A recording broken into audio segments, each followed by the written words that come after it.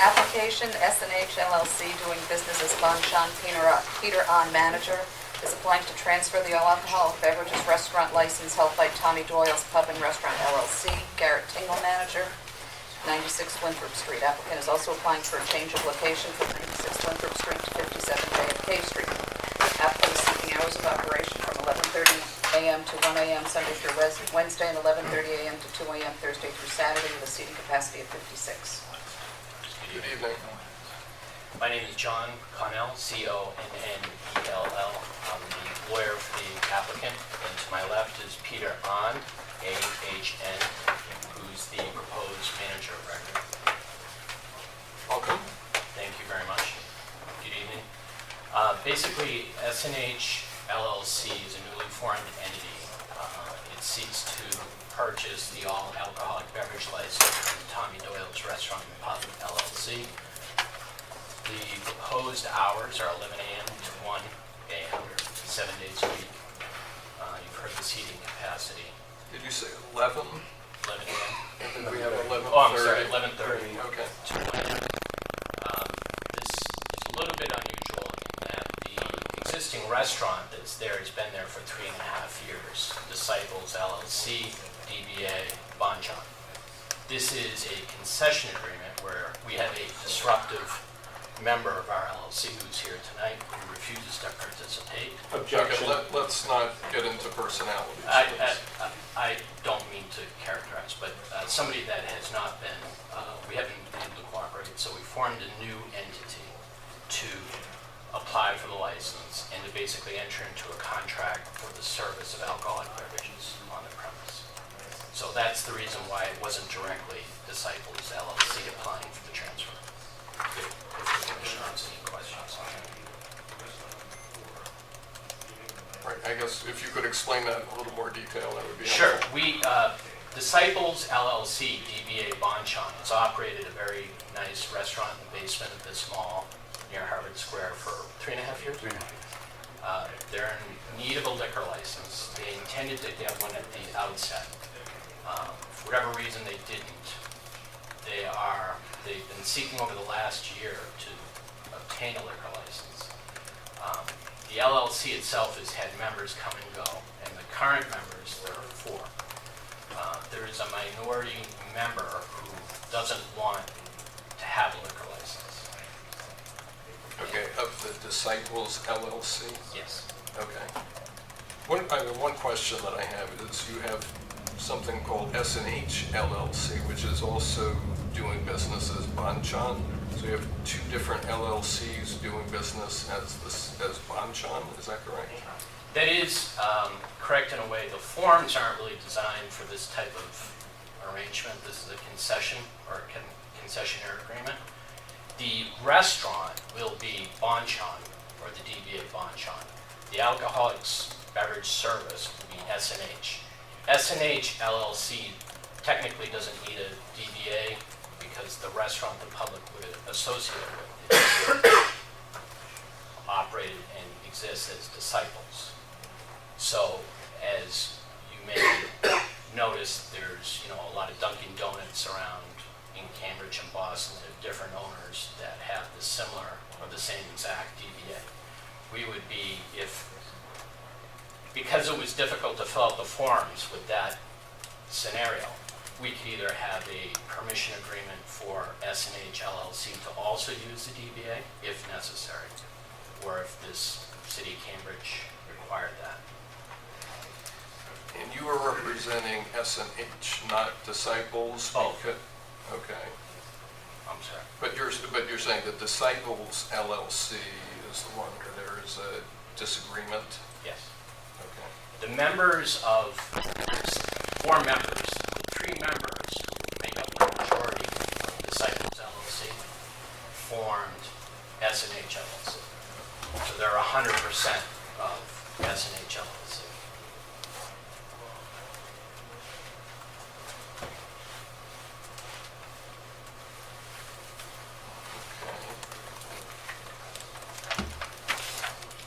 Okay, so S&H LLC is applying to transfer you said you're planning to purchase the all alcohol license held by Tommy Doyle's. Is that correct? That's correct. Okay. And Mr. An would be the manager. Yes. Okay. Could you describe your experience, please? Sure. We opened Chon 57 JFK Street back in May of 2012. I've been operating there ever since. Prior to that, I've also opened up a restaurant with my uncle in Austin, which is called Pukyong 2, located on Harvard Avenue. But in regards to the experience in the restaurant, Chon at 57 JFK will be the current one up to this point. I've also just recently opened up another one in Salem, Mass, which is another Chon. Okay. We're in our third week of opening there. So that's the extent of experience I have with the restaurant industry. I would add that he's tip certified. I'm tip certified as well. Okay, I was going to ask you whether you've managed a restaurant that has an all alcohol license. I have not, but I am tip certified, and I have been around other family restaurants and friends' restaurants. I mean, not that it would make me any more experienced, however, I am tip certified. Okay. Mr. Hunt, was this the location that took a long time to get open? That was Yes, it was. It's because it's quite down a- below, kind of. It's in the basement of the Galleria building, which is the same, we're located the same building as Staples, Mama's, Maharaja. Okay.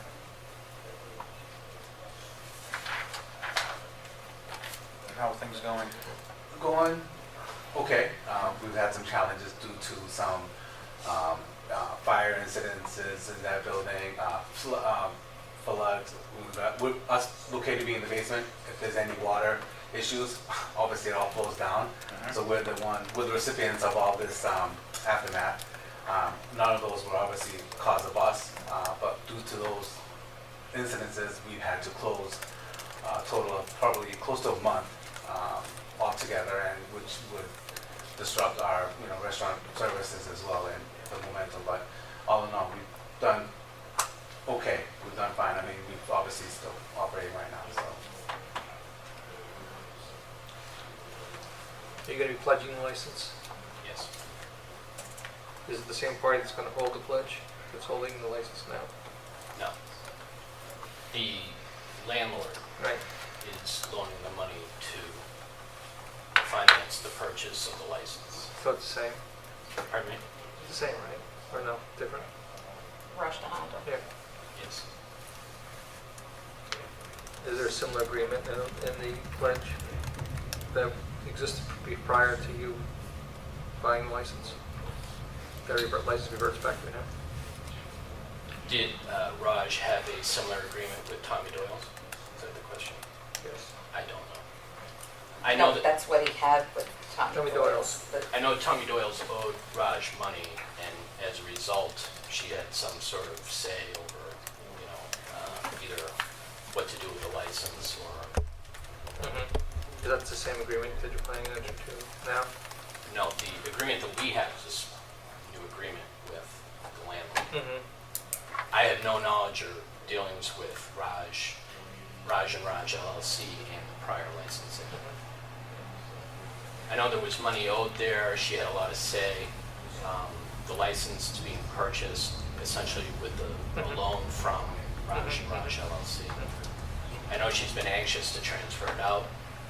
The landlord and the tenant have had issues in the past. I think this is a accommodation on both sides to some degree. I mean, I'm pretty sure members of the board know the whole situation regarding Disciples LLC when we first initially wanted to open and apply for the conviction license. There was quite a bit of challenge, quite a bit of episodes that happened without our knowledge.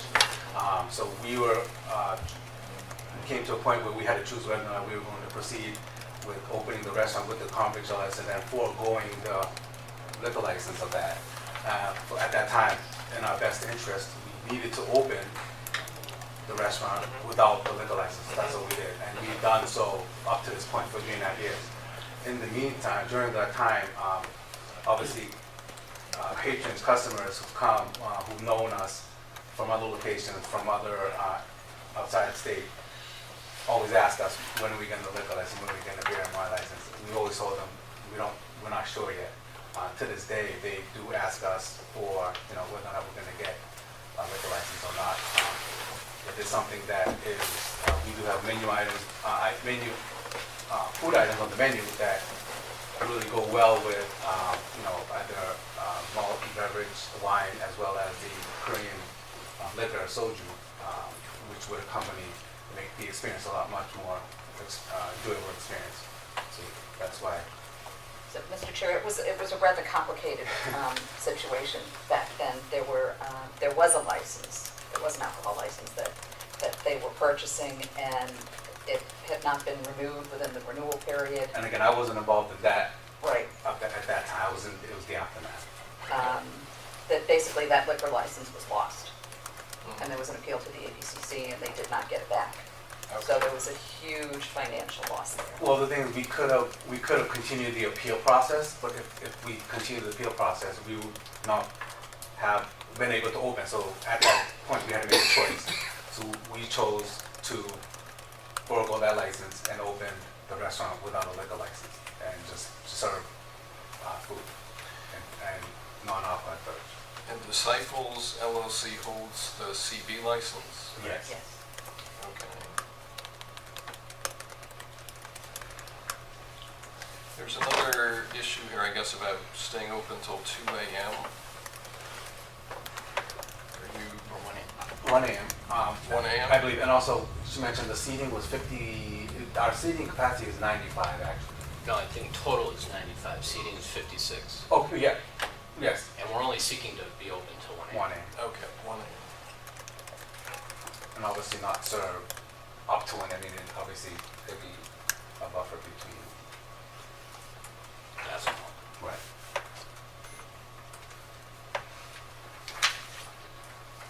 Anything else from the executive director? So this is the present one is a full value transferable license that they're trying to acquire. Oh, yeah. No, just I need the abutter notifications. I sent in the affidavit. Oh, wait a minute, no.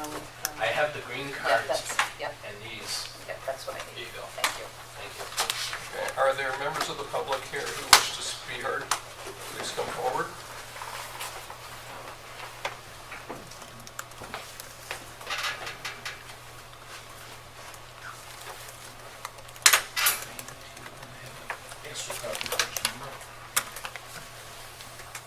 Feel free to pull up chairs as well. Appreciate that. Maybe if we pull one over here, it'll be okay? Sure.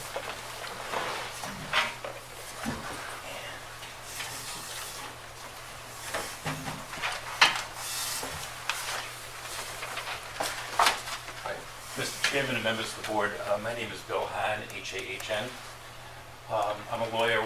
My office, as you can see on what I handed you, is 36 Bromfield Street in Boston. And I'm here with Ms. Sang-Yuk Song, who is the daughter of 35% owner of Disciples LLC. I'm sorry, could you just spell Ms. Song's name, please? It's S-A-N-G-U-K, and Song is S-E-O-N-G. Thank you. Thank you. As has been talked a little bit about, there are older files of the commission for this location. There was a liquor license, which was granted, never used. There was a lease signed, but the rent accrued, and the location was not open for quite a while. So there has been a big indebtedness, and there's been payments to the landlord for rent arrearages and old liquor license that was bought but never used, which certainly has been a burden on the restaurant. In the application package, the applicant has included a rental agreement from 2012, but I've included in my package that actually doesn't tell the whole story because I'm sorry, the landlord has had given a default notice earlier this year and then gave a notice of termination of the lease. And it seems their current position, and that would be to my letter attachment B, there's a notice of default and termination notice. So it seems possibly that the current position is that there's a tenancy at will. So I just wanted to clarify that, because when I looked in the package a few months ago for the commission, it was just the lease, but there was no notice of what had happened. And I think that's important because, So you're saying the lease has been terminated for that location? yes, according to the landlord, there's a letter from Raj Dan, the termination notice dated March 12th, 2015, and that's attached to my letter. And I think that if you look at attachment C to my letter, there's an email dated April 28, 2015 from a Rajnadanda Balakrishna, who may be Rajdanda's daughter, I'm not sure. But it says, the first line says, I am writing to remind you all that the attached questionnaire needs to be completed and returned to Attorney John Connell by the end of tomorrow. Then the last paragraph says, as you know, we have terminated your lease and will not be able to reinstate it until the liquor license transfer is underway. The questionnaire needs to be completed by each of you or your representative by the end of tomorrow.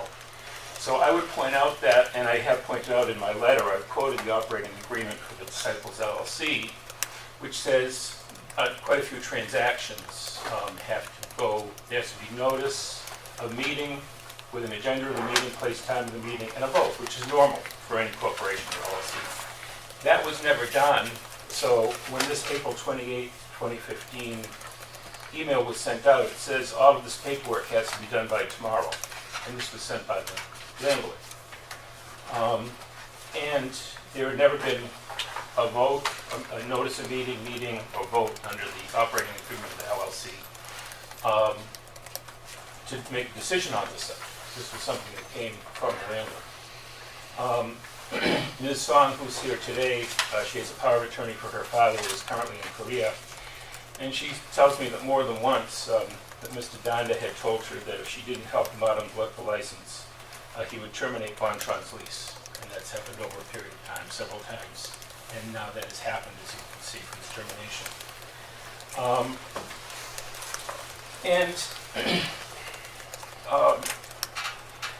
I think the problem here, Mr. Chairman and members of the Commission, is there's really no transparency and no following of the operating agreement and the usual rules at Disciples LLC. I've given you the letter, which you can read whenever is convenient, but there are quite a few examples of that. The Disciples LLC consists of 4 members. Peter An, who's here today, Jin Kyung Kim, Min Soo Jung. If you can say the names. I'm sorry. Council. Peter An is, I have Peter. you have Peter. Min Soo Jung is MINSOO, Jung JUNG. Jin Kyung Kim is JINK YUNG, Kim KIM. And Jung Mo Song, JEONG Song, SEONG, who is the father of Ms. Song, who already is here today. Do you happen to know the percentage interest of each of those people?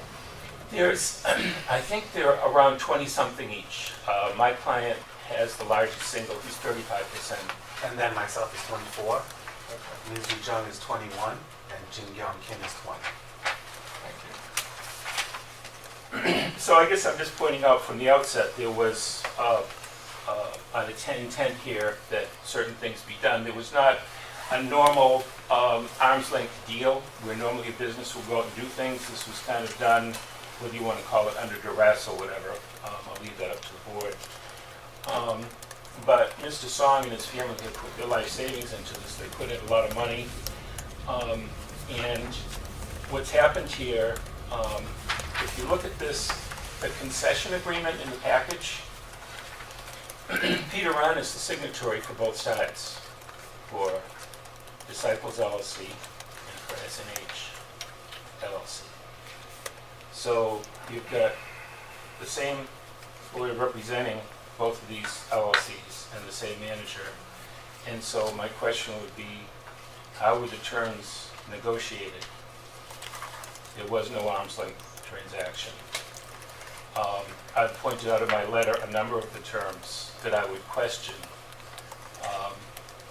And I think what I pointed out is quite a few instances in my letter of not following the operating agreement on a number of things to do with this liquor license and with other items. For example, the concession agreement, the first time we saw it was late last week. There's a signatory or one side is supposed to be Disciples LLC. Under the operating agreement, you have to send out notice of meeting, agenda, place and time of meeting. Everyone from Disciples LLC, the 4 members, have to get together and vote, which Ms. Song would participate in as our attorney. That never happened. So nowhere in your package do you have any notices of meetings, minutes of meetings, votes, or anything else. Under the operating agreement, we've tried to get some meetings. There's been huge resistance. I'm not sure that there's ever been a notice sent out, except we've sent out a couple this year to try to find out what's going on. I've included in the package a notice of meeting which we sent out. And that would be attachment F to my letter. And we sent out a notice dated August 5th this year for a meeting on August 24th at the Chon restaurant, 57 JFK Street. And there was an agenda. And you have to give a 10-day notice under the operating agreement, which we did. Ms. Song and I showed up. We sat there for an hour. Nobody came. Then Peter An came, and Jin Kyung Kim came an hour later. Peter An never attended the meeting. He went into his office about 40 feet away, 30 feet away, never attended the meeting. And that meeting, one of those items you can see, number 3, was liquor license transfer. We didn't know what was going on. We were excluded. And we legally called the meeting under the operating agreement. We were going to ask questions. He never came. Min Soo Jung did not come. Jin Kyung Kim came over for a very short time, but it was difficult to get any information from him. Another item aside from, so again, this concession agreement, which I asked the Commission to concentrate on, it's really a fiction. I've kind of said in my letter it's kind of an Alice in Wonderland quality to this, where who was negotiating with whom? The same people were negotiating with each other. So how can you reach these terms? There was a $100,000 loan,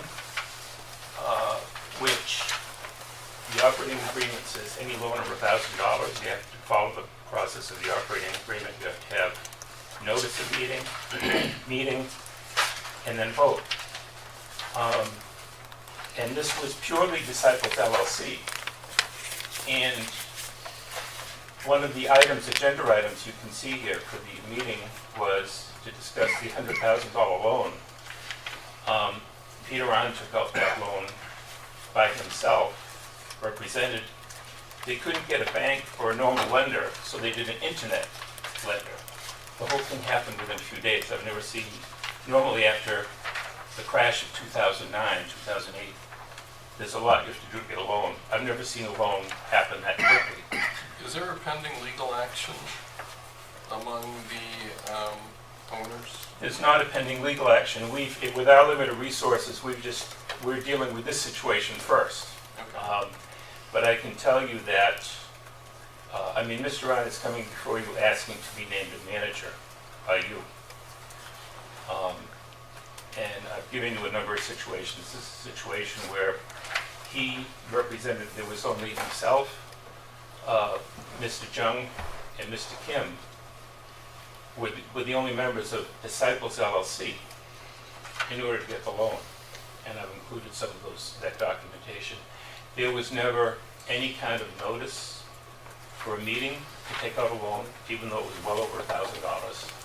Never any vote, nothing. And then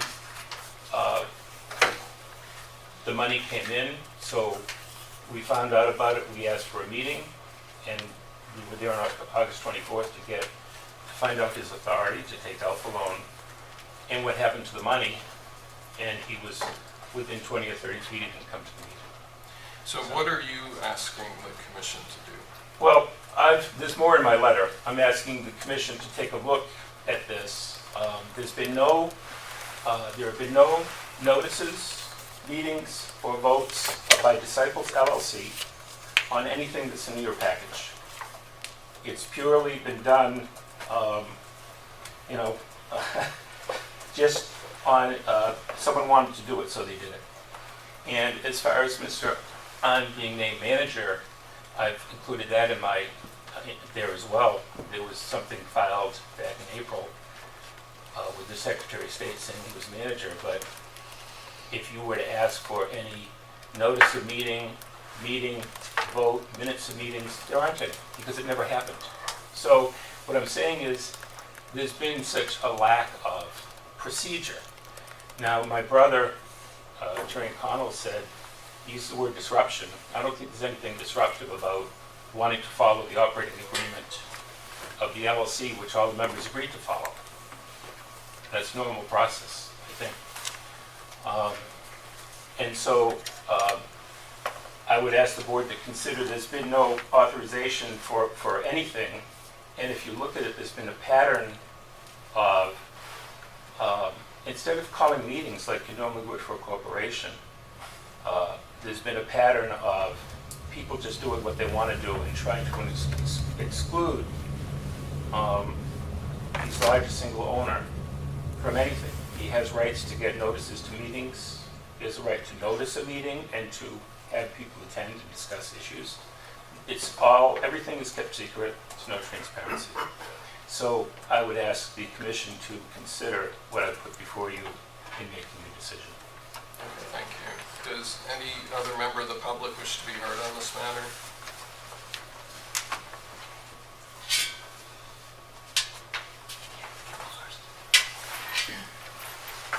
Good evening. Good evening. Denise Jolson, DENISE, JILLSON. I'm the Executive Director for the Harvard Square Business Association. This is complicated. So I'm not going to get into any of that. I just want to speak a little bit about Peter and our connection to Peter as a member of the Harvard Square Business Association, which is that Chon became a member 3.5 years ago when they opened the restaurant. And as was mentioned earlier, it was a complicated opening. They chose to open the restaurant in spite of the fact that they didn't have a liquor license and that their menu is one that really begged for at least, beer and wine. They opened the restaurant and have been fairly successful. They have been terrific partners to the community, participating in a lot of events, being very generous with samplings and just very good community partners. So based on that, barring all of these other incredibly complicated issues, that if the board saw their way fit through that maze to grant their request, we would certainly be in favor of that and ask for consideration. Thank you. My father is in Korea right now because he couldn't renew his E2 visa. His E2 visa has been expired because Peter An said he's not gonna agree my father's E2 visa renewal.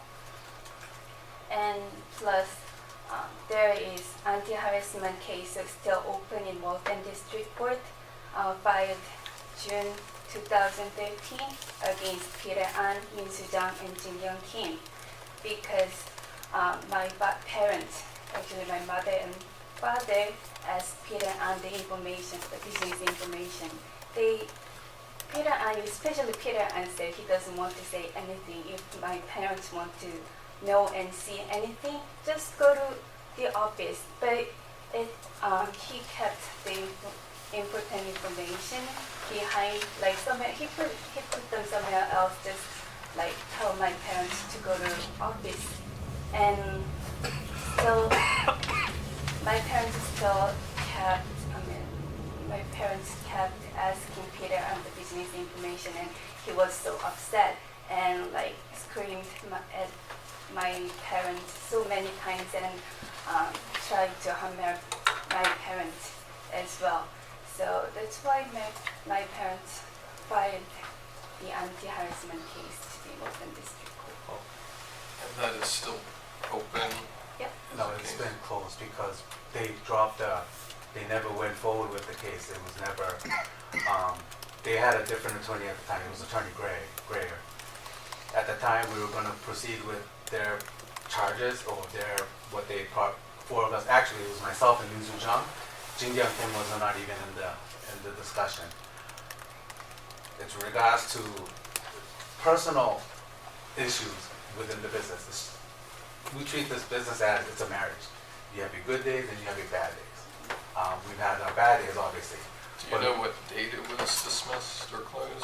The day that we all showed up to the Waltham District Court, and at that time, they never went moved forward with it. They never proceeded with it. Was it like a month ago? It was 5 like years ago? 2013. I want to say late 2012.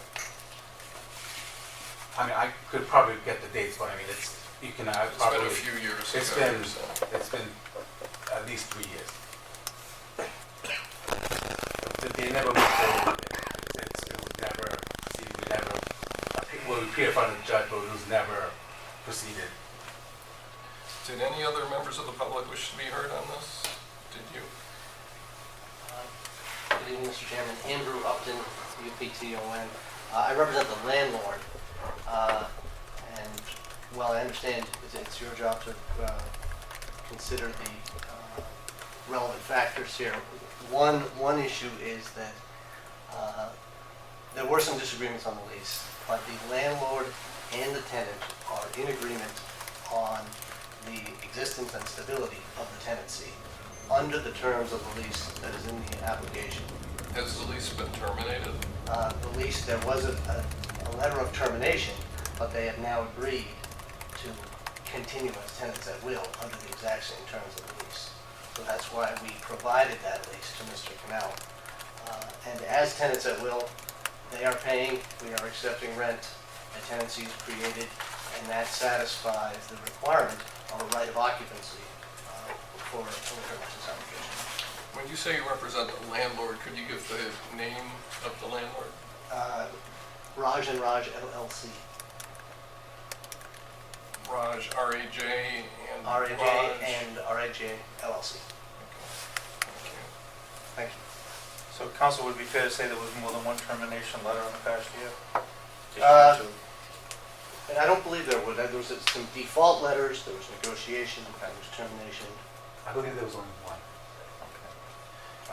And I can tell you, in my experience, the threat of default and the threat of termination are extremely common, and that is often the road to reinstatement of tenancy, because it's a negotiation between the parties, and the parties are now in good standing with each other, and a tenancy exists, so therefore a right of occupancy exists for the applicant. I would like to allow the applicants to respond to some of the things that have been said, if you'd like to. Sure. Let me take the big picture first. With regard to the lease, the landlord sent the termination letter, and then the tenant repaid late rent. And it's the tenant's position, notwithstanding Mr. Upton's point that it may be a tenancy at will, that the lease is in full force and effect. The landlord can send a termination letter, but that is subject to judicial determination if the landlord commences the summary process action, which she never did. She backed down on that threat. She never filed a summary process. She never filed a superior court case.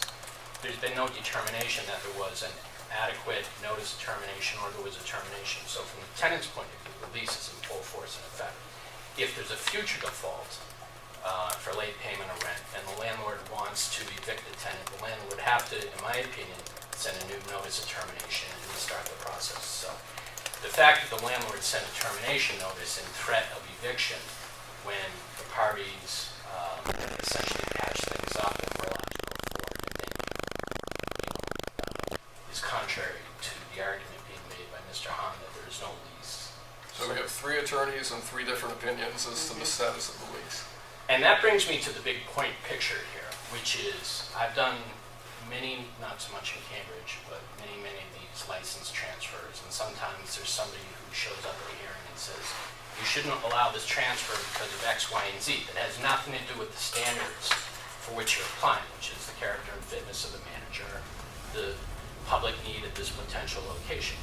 And always you'll hear either the chairman or another licensing board say, well, have you filed a civil action? And the person will say, no, I haven't. I'm just here to assert. I think, Council, that we're talking apples and oranges, and someone who makes an objection to this versus someone who actually is a shareholder. All right. To that degree, what actually, if you want to get into chapter and verse with what Mr. Hahn said, in May, I was hired for the limited purpose of applying for a liquor license. I ran into a disruptive member. It's a legal term. I'm not trying to cast a pejorative against the member. Or Mr. Hahn, who's a beautiful guy. I like him a lot. Get along great. His client's daughter, to the degree she has any authority whatsoever, seems like a very nice lady. But I tried to work with Mr. Hahn and was just unable to. The last email between us is me asking him to have a meeting with his client on May 11th. Dear Bill, I can meet on these dates, which went ignored. All right, so I can submit that. After ignoring my letter, I wrote Mr. Hahn a letter on May 28th and said, it's apparent your client will not participate, will not meet, will not do anything with regard to advancing the ball here. Therefore, the other three members who are the majority members of the LLC, Mr. Hahn will concede that the majority rule is the vehicle for determining corporate will. The three majority owners want to petition to acquire a liquor license. Is there a corporate vote to that effect? There's a corporate vote. First of all, we all met. We couldn't get Mr. Hahn's client to meet. First of all, Mr. Hahn's client is in Korea and is not part of the actual on-site management. So Mr. Hahn deals through the daughter. We wanted to get a meeting. They wouldn't meet with us. Therefore, we met. The three majority members decided, as I informed Mr. Hahn, that we would set up a separate corporation, or LLC, this S&H, which there is a corporate vote, which is exhibit something to my application, where they did vote as S&H members. But it's reflective of, we could certainly take another vote. The problem has been trying to get his client to a meeting. So we informed Mr. Hahn in May 28th, because your client won't participate, we will, so the tail isn't wagging the dog, we will just simply set up another entity to apply for the license. And that's May 28th. Mr. Hahn didn't do anything, except for to write me back on June 19th, which I can submit, which says, okay, John, just let me know when the hearing date is. So on December 4th, after publication on Thanksgiving, I sent Mr. Hahn a letter saying, here's the hearing date, and here we are. So that, with regard to your question, yeah, I understand that it's a shareholder, it's a little bit different. But in order to have any effect, we could have a trial here on these allegations, all of which are materially disputed, till midnight. And you would be acting as judges, but that's not really your role. The role is really to, under Chapter 138, judge the character and fitness of the applicant and the suitability or public need of this location. There's nothing I can do to prevent Mr. Hahn from voicing his arguments, and many of which he could go to court tomorrow, or he could have gone back in May when we informed him what we were going to do. He hasn't. So without a court order, respectively, I think this board is just left with the regular determinations. To the degree Mr. Hahn's arguments have some merit in those categories, then fine, consider those. But legally, we've complied with the operating agreement. We have the majority. We just have a person with apparent personal issues with Mr. Hahn that we can't corporately vote around without them attending a meeting, which they won't do. So, With respect to that, it's not like we haven't reached out to tell her or have her invite her to the meetings. It is that it's been quite difficult because myself and two other members, Ninja John and Jin Young Kim, we are at the restaurant day to day, every day. She has not worked there. Nor do we ask her to come work. I mean, initially her father would be the one. Actually, we step back further. Her mother actually is the one that works at the restaurant, and she's the chef. At the time, Currently? at the time beginning, that was the whole process. The mother would be the chef, I would be the front of the house, Jin would be taking care of the barbecue section, and Minzu Jang would be taking care of the chicken section. That was our agreement, and that was our harmonious where we're gonna do great. In the midst of all that, there has been some tension between members. Myself and Song family, we were actually one cohesive group. But in the midst of all that, that kind of frayed away because we had some differences. Like so, in regards to business, not all of us can agree on a lot of things. However, with that being said, we've always respected and always told them about certain situations. Now, with her not being at the restaurant on a day-to-day basis, nor any day, myself and my two other members, we run the business. We are there every day, running the business. And there's times that we are not, actually lately, last 18 months, we have not all been there together, myself and two other members. So it's very hard for us to be, have a meeting, all four of us at one time. But we've done it many, many times. If not myself, but Mr. Kim would reach out to her and her mother to say, we need to discuss certain things. And some of those would happen, but most of them would not happen. It's not like we have not tried. I mean, we respect the fact that we have partners in this corporation, but there's only so much that we can do. I mean, we cannot control a lot of the actions that they do, and because we just can't.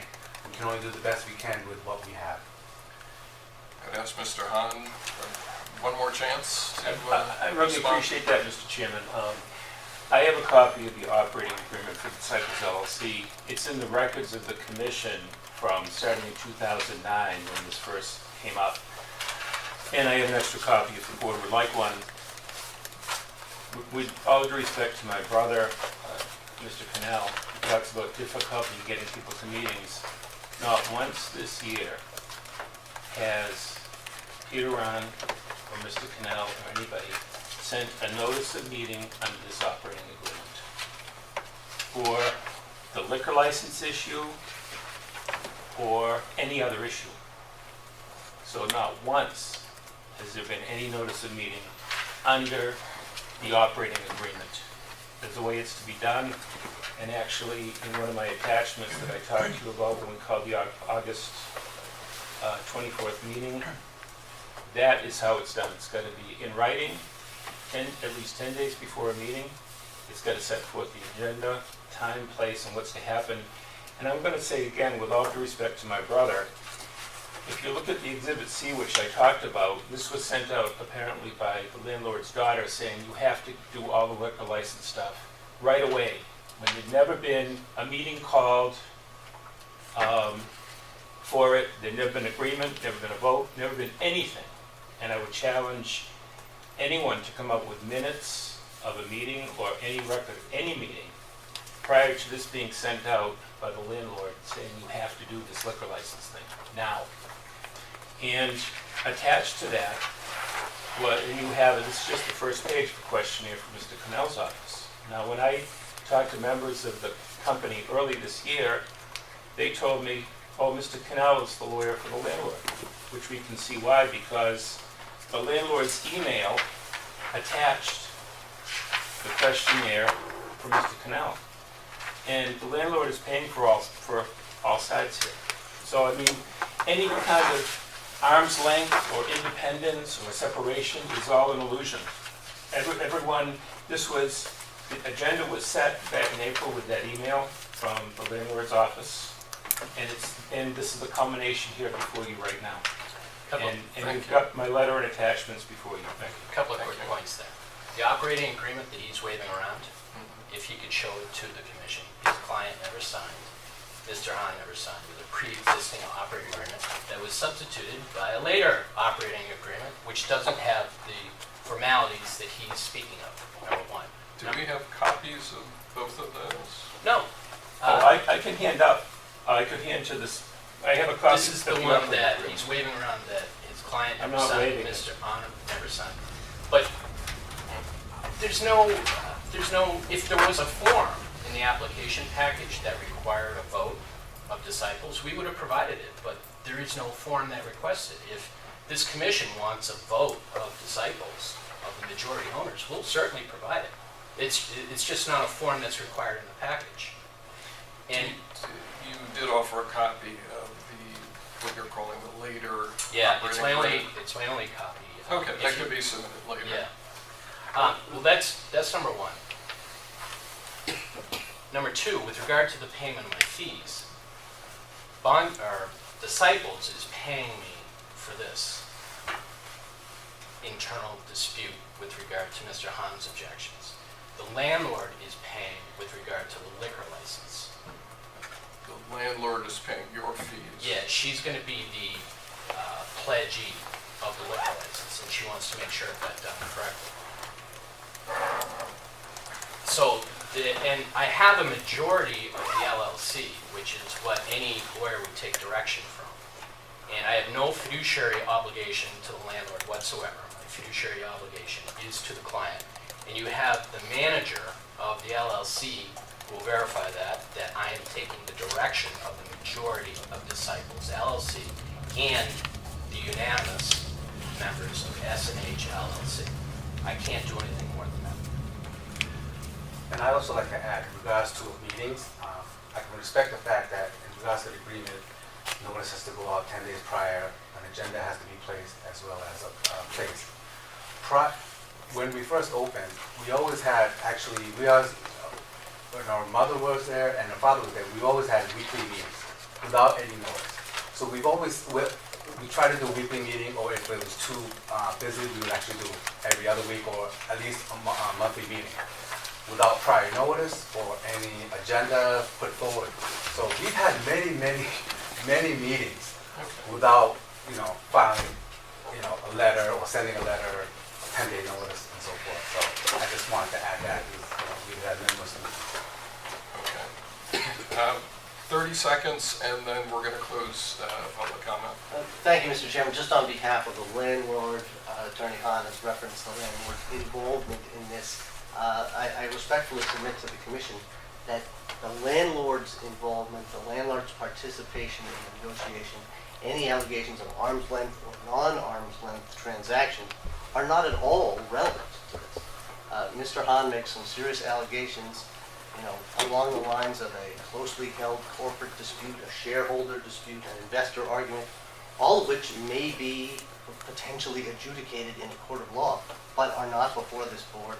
And I think it's a little bit unfair for him to impugn the landlord's participation when she has every right to participate in the license as the pledgeor. Thank you. Okay. Anything from the executive director on this? Thank you very much. Okay. So I just have one question. I'm just trying, as I understand this, Disciples LLC holds a CV license for this establishment still, right? It didn't get transferred over to S&H LLC. H&S LLC is planning on purchasing this license and then running. Alcoholic beverage. Yeah. So I'm just trying to figure, how does that work where you have two LLCs, one holding the CV license and the liquor license? Pursuant to Chapter 138, the S&H LLC will have the employees that will be under the control of the manager, who will be an employee of the S&H LLC.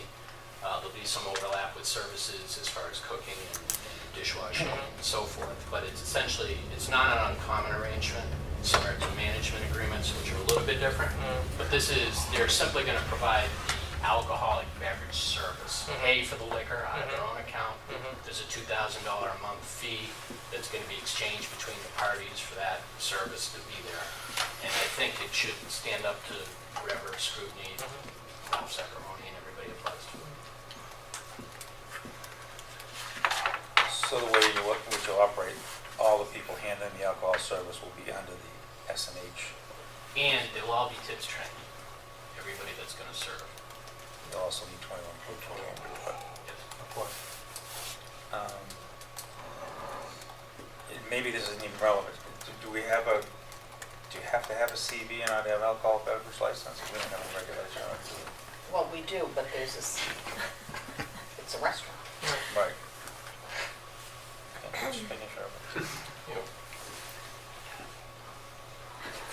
So, discussion? I think there's a couple issues we're gonna have to reconcile before I'm willing to make a vote on this, just to get a better understanding of the complications. And as you pointed out, there are 3 attorneys representing varying opinions. There's some agreement with some of the attorneys, but I think there's sufficient dispute at this point in time that I just need to get some more clarification with respect to this business arrangement, how it applies to the statute, and then make sure that we're moving fairly. So I mean, it'd be helpful if we can confirm that the lease is still in force.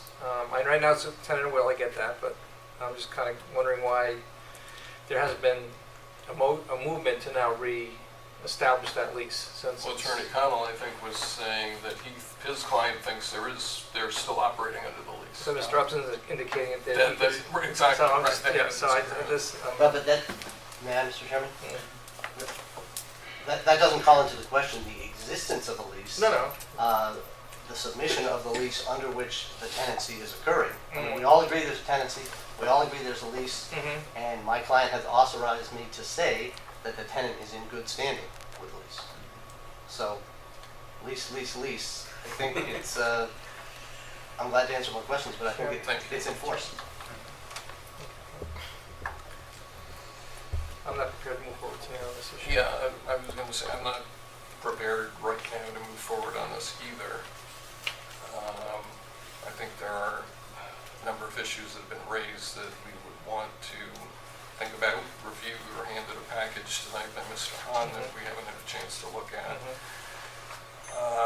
And there have been, I think, some significant issues that have been raised. So I think we can either continue this matter, or I don't know, if you have comments. No, I think we just need to make sure that everything is in order before it goes to ABCC. We're clear with this. It's a little bit And certainly, more complicated than a normal transfer. sure. And certainly, if there's any other either additional information or documents the board requests, Ms. Lynn can notify me and I'll provide them. So the question is, when do we want to postpone this to? We have a meeting on the Well, we have a hearing on January 5th, and then we have a decision hearing on January 20th. And logistically, I will not be the chair. I will not be a member of the board after the 5th. Can we get these issues resolved before January 5th? Are you gonna be, you're not taking any vacation, stuff like that, are you, or Yeah. you got time? So in view of the fact that you're not gonna be here after January 5th, I think that's the only logical time we can do it. I bet we can rein them in from next door. That's serving that capacity. I would think it'd be best to do it on the 5th, so we can have your continued wisdom for that. Okay, all right. So Do we need to be here for that, or I think it would be helpful if you could be here. the 5th? Yeah. Under the circumstances, it probably is best that I someone's didn't in know answer whether it questions. was closed. No, we're just No, it's a regular continuing the hearing, hearing. so. The next Yeah. public hearing versus a decision hearing, so. I got you. The 5th, got it. So do we have a motion to continue? I make a motion to continue this matter to June 5th, 2016. January. January 2016 hearing. Second. All in favor? Aye. Aye. Thank you very much. Continue. Thank you very Yeah. much. Thank you. Appreciate your time.